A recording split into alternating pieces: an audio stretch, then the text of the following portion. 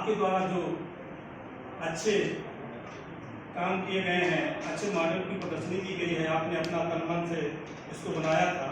उसके लिए आप संस्था का नाम रोशन करते हुए और अपने भविष्य को उज्जवल करते हुए